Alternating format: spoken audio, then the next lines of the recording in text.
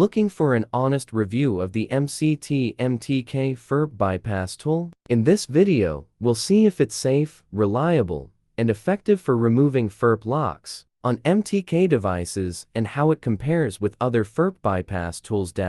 So you can decide if it's right for your device. Part 1. What is MCT MTK FRP bypass tool? Part 2. How does MTK FRP bypass tool work? Phase 1. Download and install. Download the MTK off or mucked MTK bypass tool from a trusted source. Extract the zip or RAR file on your Windows PC.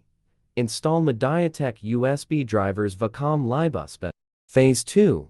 Use the tool. Open the folder and run the tool. Power off the phone, then connect it to the PC while holding power plus volume up.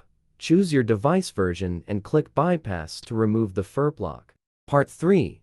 Why like or dislike MCT MTK FRP bypass tool? Why like it? Bypasses FRP and lock screens on many MTK devices. Wide device support. Simple and lightweight. Why don't like it? Unofficial and risky to download. May fail on new updates. Antivirus warnings possible. Not beginner friendly. Part 4. Is MTK FRP bypass tool safe and free?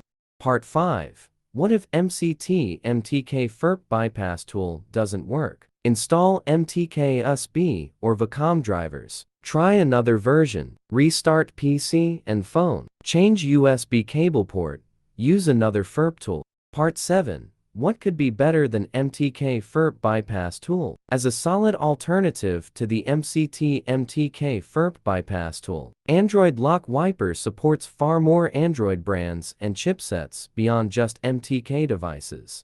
Install and open the software. Select Remove Google Lock FRP Advanced Mode. Connect the phone via USB and click Start. Enter device details and follow steps to enter recovery mode.